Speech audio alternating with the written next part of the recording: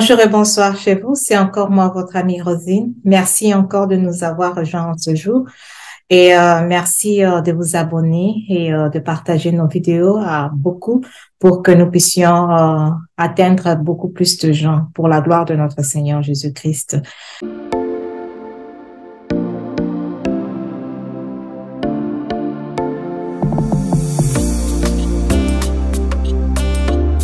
Alors, aujourd'hui, on va voir pour mieux comprendre, au fait, la vie des couples. Nous devons aussi observer d'autres couples et tirer les leçons qu'il nous faut pour nous préparer à entrer dans le mariage ou pour nous aider à ceux qui sont déjà dans le mariage, comme moi et mon mari, pour nous aider à pouvoir tirer des leçons qui vont nous aider dans notre marche dans le mariage pour la gloire de notre Seigneur Jésus-Christ.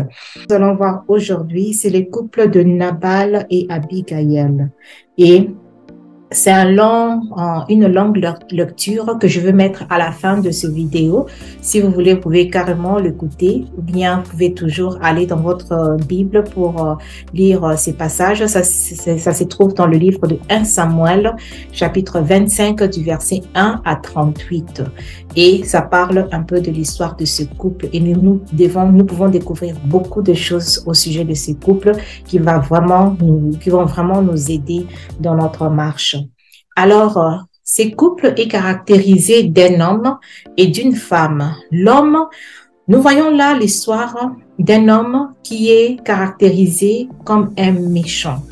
Il était riche, mais un riche méchant. Un riche qui était dur, comme la Bible le caractérise, je m'excuse, et il était très orgueilleux. Il n'écoutait personne, Nabal. Le sens de son nom veut dire insensé. Je ne sais pas comment est-ce que ses parents ont pu lui donner ces noms-là, sachant que ça signifiait insensé. Il remet le mal pour le bien. David lui a fait beaucoup de bien, sans même qu'il le sache, mais quand il l'a su, il a retourné le mal. Il attire la mort et la malédiction sur sa maison. Ça, c'est Nabal, l'homme de la maison, qui est supposé être un protecteur. Et quand on va du côté de la femme, Abigail, c'est une femme très sage. Et la Bible dit même, elle était très intelligente et très belle. C'est une femme humble, une femme qui est très prévoyante. Elle sait tirer les épingles du jeu. Elle a vraiment du tact. Elle sait comment et quand parler à son mari. Au bon moment, en fait. Elle est prudente et elle est courageuse. Ces couples ici, nous la caractérisons d'un couple incompatible. Dorénavant, en premier, j'ai juste constaté que cette femme était déjà mariée à cet homme, mais je me demandais comment est-ce qu'elle a même épousé cet homme-là? Parce qu'elle est vraiment le contraire de l'homme, dans le vrai sens, je veux dire. Le contraire, donc on a vraiment le pôle nord et le pôle sud, mais qui se sont mariés, rencontrés quelque part et se sont mariés. Ici, le caractéristique de l'homme et de la femme peut être interchangeable. Peut-être que dans votre couple ou dans un des couples, là dans quelque part, ce n'est pas l'homme qui a ces caractéristiques, c'est plutôt la femme. Et je vais la surnommer, pas de manière pessimiste, mais juste donner un nom, disant que c'est une nabalite. Il y a aussi des hommes qui ont le caractéristique d'Abigail. Et ça, ce sont des réalités qui se trouvent dans le monde, là dehors. Mais ces couples sont vraiment incompatibles. Mais Abigail a eu la grâce de vivre avec un tel homme, Nabal. Alors, nous allons un peu voir les conséquences de ces mariages à cause d'avoir épousé un Nabal. La mort qui a frappé. La mort a failli frapper toute la maison de Nabal, y compris ses enfants, Parce que à l'époque, dans les guerres et tout, souvent, dans le combat, ou bien quand ils se battaient entre tribus ou comment, entre deux camps, souvent on épargnait les femmes et les enfants, mais on va tuer tous les hommes et puis on va prendre les femmes et les enfants, le rendre un peu comme esclaves, ou bien ils vont les garder captives. Alors, David, à l'époque, il était très fâché contre Nabal parce qu'il lui avait fait tellement du bien. Il a gardé ses brebis, il a gardé ses biens dans la ferme, donc là où ils étaient avec ses serviteurs de Nabal, parce que Nabal c'était un homme très riche, il avait beaucoup de biens, beaucoup de serviteurs et tout, et ils allaient dans le champ pour camper et garder ses biens et tout. Et voilà que David venait avec son troupe, ils étaient très gentils, ils ont gardé les biens de Nabal sans rien leur demander. Donc le serviteur de Nabal pouvait prendre soin de brebis, de champs et tout, sans problème. Il n'y avait pas des gens qui venaient les déranger parce que David et ses hommes, ils étaient bien armés et ils protégeaient tout le bien de Nabal et ses serviteurs et ils rentraient aucun problème. Mais quand ils ont eu faim, ils se sont dit que cet homme qu'on garde, on garde ses biens, il a beaucoup de troupeaux, on peut lui demander quand même une faveur de donner qui donne à mes hommes à manger, à boire, tout ça pendant le temps qu'on est encore ici. Et les serviteurs sont allés demander, ils ont apporté la parole de David, qui était un guerrier, à Nabal. Mais Nabal, il n'écoute tellement personne, il est tellement méchant, tellement dur, tellement orgueilleux. Il les a juste répondu méchamment, disant que qui est ce David-là?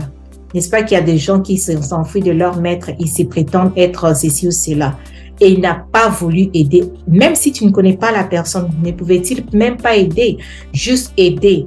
Mais il ne voulait pas du tout. Et malgré que ses serviteurs lui ont dit que cet homme-là nous a aidés, il a gardé tes biens pendant qu'on était là-bas, on n'a pas eu de mal, ils nous ont fait tellement du bien, mais il s'en fichait complètement. Donc, un homme complètement insensé, qui ne réfléchit pas, qui n'écoute pas et qui est carrément comme ça. Et gloire soit rendue à Dieu, parce que quand on a amené la nouvelle à David, il s'était fâché carrément parce que c'était un guerrier. Et il est allé, il a juré de tuer toute la maison de Nabal, tous les hommes, disons. Et Nabal était supposé de mourir. Donc, Abigail allait rester veuve. Alors, heureusement que Abigail était une femme sage. Elle a su comment jouer le jeu. Quand on lui a apporté la nouvelle, puisqu'elle n'était pas là, elle s'est précipitée d'aller voir David et lui parler et le supplier. Elle a amené tout ce que David avait demandé à manger pour ses hommes et elle est allée la donner. Parce qu'elle savait que si David arrivait à sa maison, ça allait être la mort de tous les hommes de sa maison, y compris ses enfants. Alors, elle a fait ces tactiques-là et elle a sauvé la vie de sa maison, son foyer, de la destruction et du malheur. Malgré cela, quand vous écoutez la lecture ou bien quand vous lisez dans le passage, à la fin, vous verrez que Nabal était mort. Pas parce que David l'a tué, parce que sa femme est allée implorer la grâce de David et David ne l'a plus tué, il n'a plus tué quelqu'un de sa maison, mais la mort quand même a frappé Nabal parce que c'était le jugement de Dieu contre lui. Quand on lui a annoncé la nouvelle après son ivrogne qui est passé, la femme lui a dit que David venait pour te tuer et tuer tous les hommes de cette maison. Et voilà que je lui ai parlé, il n'a pas fait cela. Et quand il a entendu ça, il a eu tout simplement une crise cardiaque qui l'a emporté après quelques jours. Là, c'est le salaire de son péché. Ce couple-ci a une maladie avec des symptômes. Ils sont non seulement incompatibles, dans cette incompatibilité-là, il y a absence de communication. L'homme, dans son caractère, il n'écoutait personne. C'est pourquoi quand il a reçu le gens que David avait envoyé, il n'a même pas pris la peine de communiquer à sa femme, de lui dire que voilà, David avait envoyé ces gens et ceci, c'est là. Il n'y a pas eu communication du tout. Et la femme a appris cela de son serviteur qui était présent parce que sachant que sa servante, sa maîtresse était une bonne personne, elle a précipité parce qu'il savait que si David venait, lui aussi le serviteur allait mourir parce qu'il était un homme. Aussi, ce couple a une autre maladie, c'est l'orgueil de l'homme. Donc, tout ce qui caractérise l'homme, c'est une maladie dans ce couple-là. Il y a l'orgueil de l'homme, la dureté, la méchanceté, l'égoïsme. L'homme est tellement inhospitalier, très inhospitalier. Et toutes ces caractéristiques-là sont des ennemis de la communication et de l'amitié dans le couple. Un couple qui ne s'entendra point parce qu'ils ont des caractéristiques tellement opposées, la nuit et les jours. Je ne sais pas comment est-ce qu'Abigail a pu choisir cet homme, peut-être à cause de sa richesse, je ne sais pas. La Bible n'en parle pas. Et peut-être que c'est un homme qui peut-être était charmant au départ, mais après il a montré ses griffes. Je ne sais pas, mais on se trouve devant un couple dont l'homme est vraiment un Nabal, un insensé. Comme la Bible dit, c'est ça le sens de son nom. Un insensé qui a épousé une sage. Et gloire soit rendue à Dieu pour cette femme sage. Mais je disais tout à l'heure que ces caractéristiques-là peuvent être interchangeables. Vous trouverez aussi des femmes nabalites, donc qui sont méchantes, qui sont de riches méchantes, qui sont dures, qui maltraitent tout le monde. Si tu es son domestique, n'en parlons pas. Si tu es son chauffeur, n'en parlons pas. Si tu es son voisin, sa voisine ou quelqu'un seulement autour d'elle, n'en parlons pas parce qu'elle méprise tout le monde. Tout le monde ne vaut rien. Pourquoi? Parce qu'elle est riche, parce qu'elle est, je sais pas moi, peut-être belle, parce qu'elle est ceci ou cela. Elle est vraiment quelqu'un qui est insensé. Elle rend le bien, je m'excuse, le mal pour le bien qu'on lui fait. Et ça, c'est ça le caractéristique de Nabal.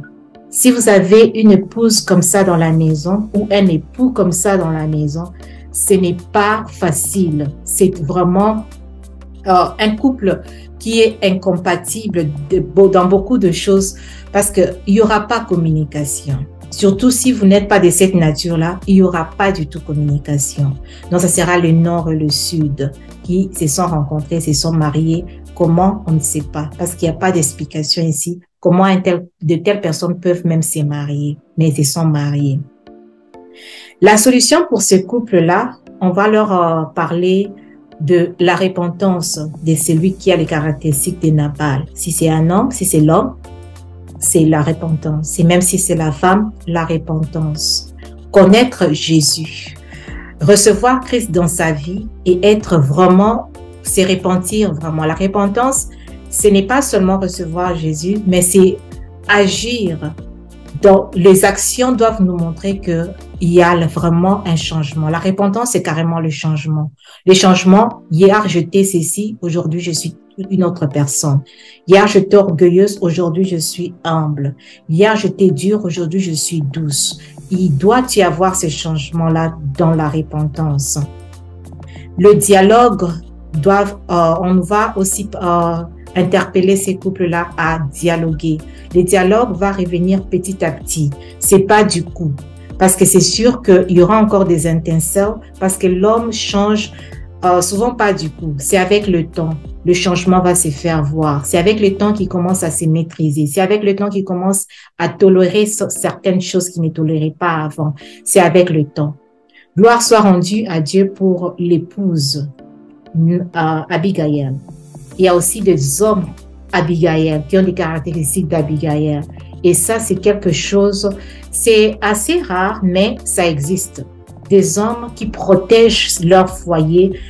La femme qui peut-être détruit le foyer par sa bouche, par ses actions, par son orgueil, par son intolérance, par beaucoup de choses. Et voilà que l'homme est toujours là en train de protéger, d'éteindre le feu.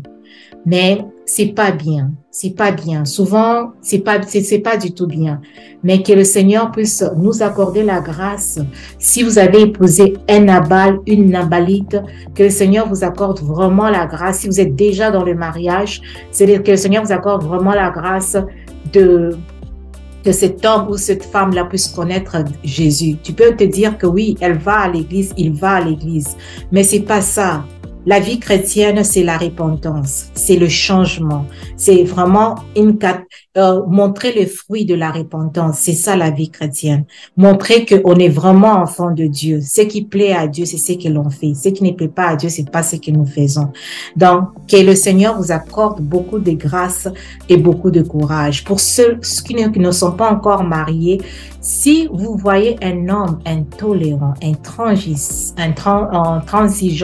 un homme vraiment orgueilleux ou une femme donc interchangeable, ces caractéristiques vous pouvez les trouver chez un homme ou chez une femme. Si vous voyez quelqu'un comme ça, je vous découragerai de vous engager même dans la voie du mariage. N'épousez pas quelqu'un parce qu'il est riche. N'épousez pas quelqu'un parce qu'il est, je sais pas moi, peut-être charmant. Il y a aussi des belles femmes qui ici, ils ont ces caractéristiques ici. Vous n'aurez qu'à saboter dans le mariage pour vous consoler et vous soutenir et vous aider. Parce que ça sera un couple qui sera vraiment pas bien. Ben, par la grâce de Dieu, vous allez avoir à supporter beaucoup de choses puisque vous êtes déjà engagé jusqu'à ce que le Seigneur puisse changer l'autre.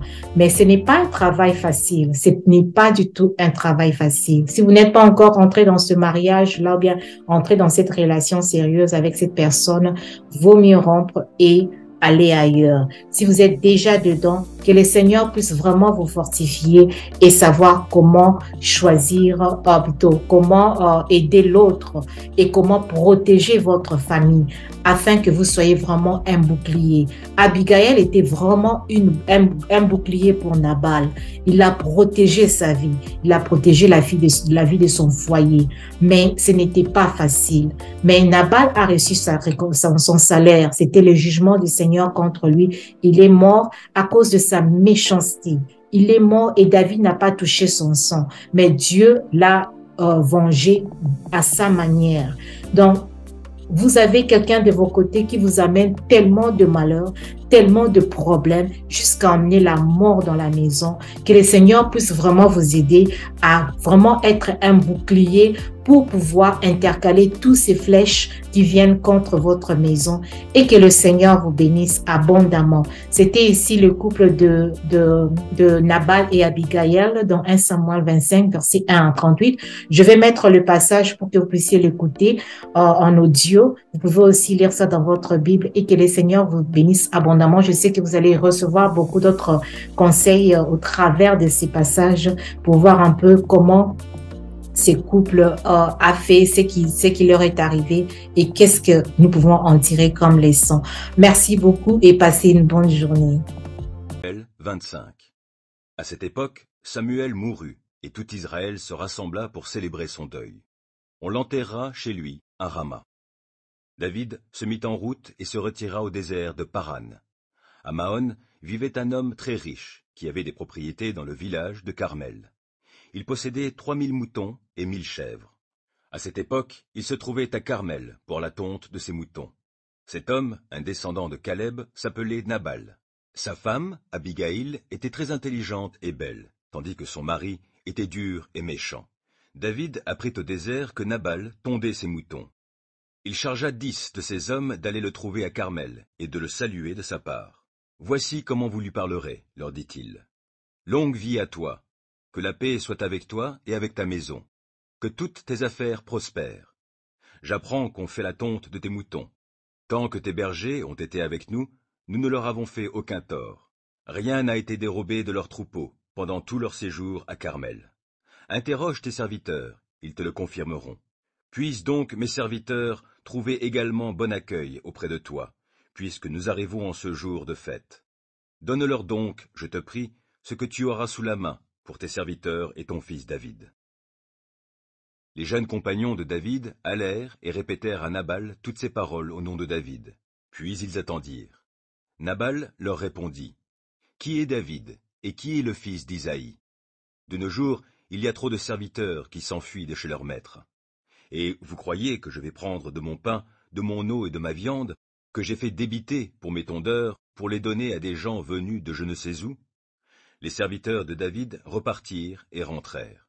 Ils rapportèrent intégralement à David la réponse de Nabal. Alors David ordonna à ses hommes, « Que chacun prenne son épée. » Et chacun mit son épée à sa ceinture. David aussi ceignit la sienne et partit avec environ 400 hommes, laissant les 200 autres pour garder leurs affaires. L'un des serviteurs de Nabal alla informer Abigaïl de ce qui s'était passé. Il lui dit, « Voici que David a envoyé des messagers depuis le désert pour saluer notre maître, mais celui-ci les a mal reçus. Pourtant ces gens ont été très bons pour nous. Ils ne nous ont jamais fait aucun mal, et rien n'a disparu pendant tout le temps que nous étions auprès d'eux dans la campagne. Ils nous ont protégés comme un rempart, nuit et jour, pendant tout le temps que nous avons passé avec eux auprès des moutons. Maintenant, réfléchis bien et vois ce que tu peux faire. Car si tu ne fais rien, certainement il arrivera malheur à notre maître et à toute sa famille. Quant à lui, il a si mauvais caractère qu'on ne peut rien lui dire. » Abigaïl prit en toute hâte 200 pains, 2 outres de vin et 5 moutons déjà préparés, 5 mesures de blé grillé, 100 paquets de raisins secs et 200 gâteaux de figues sèches. Elle chargea le tout sur des ânes et elle ordonna à ses serviteurs, « Passez devant, je vous suis. » Son mari, Nabal, ne savait rien de tout cela. Installée sur son âne, elle descendait, cachée par la montagne. En même temps, David et ses hommes descendaient le versant opposé dans sa direction, et elle se trouva bientôt face à eux. David venait justement de se dire, « C'est donc en vain que j'ai protégé tous les biens de cet homme dans la steppe pour qu'il ne perde rien de ce qu'il possède. Il me rend le mal pour le bien. Que Dieu fortifie tous mes ennemis, et même qu'il les bénisse, si d'ici demain matin au lever du jour, je laisse subsister un seul homme dans sa famille. » Quand Abigaïl aperçut David, elle se hâta de descendre de son âne, et, s'inclinant la face contre terre, se prosterna devant lui. Puis elle se jeta à ses pieds et lui dit, « Mon Seigneur, fais comme si tout cela était ma faute. Permets à ta servante de t'adresser quelques mots d'explication, et daigne écouter ses paroles. Que mon Seigneur ne fasse donc pas attention à ce bon arien de Nabal, car vraiment, il porte bien son nom. Il s'appelle Nabal, l'insensé, et c'est bien vrai qu'il est insensé. Moi, ta servante, je n'ai pas vu les serviteurs que mon Seigneur a envoyés. Mais maintenant, mon Seigneur, aussi vrai que l'Éternel est vivant et que tu l'es toi-même, c'est l'Éternel qui t'a empêché de t'engager dans la voie du meurtre et de te venger toi-même. Que les ennemis de mon Seigneur et ceux qui lui veulent du mal deviennent comme Nabal. À présent, veuille accepter ces présents que moi, ta servante, j'apporte à mon Seigneur et les distribuer aux jeunes gens qui suivent mon Seigneur. Veuille aussi pardonner la faute de ta servante. Certainement, l'Éternel ne manquera pas d'accorder à mon Seigneur une dynastie stable, car mon Seigneur livre les guerres de l'Éternel et, si l'on considère toute la durée de ta vie, on ne te trouve coupable d'aucun mal.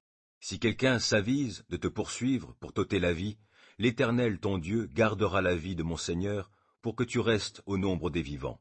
Mais il jettera la vie de tes ennemis au loin, comme avec une fronde.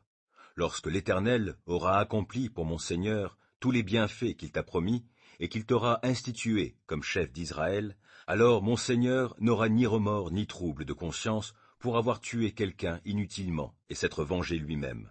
L'Éternel fera du bien à mon Seigneur, et tu te souviendras de ta servante. » David répondit à Abigaïl, « Béni soit l'Éternel, le Dieu d'Israël, de t'avoir envoyé aujourd'hui sur ma route. Béni sois-tu pour ton bon sens. Béni sois-tu de m'avoir préservé d'en venir au meurtre et de me venger moi-même.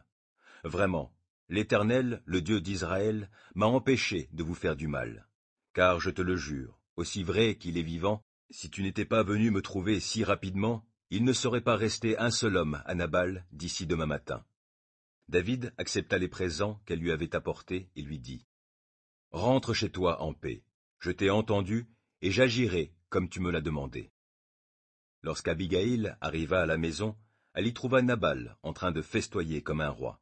Il était tout joyeux et complètement ivre. Aussi ne le mit-elle au courant de rien avant le lendemain matin. Alors, au matin, quand son ivresse fut dissipée, elle lui raconta ce qui s'était passé. Il en eut une attaque et resta paralysé.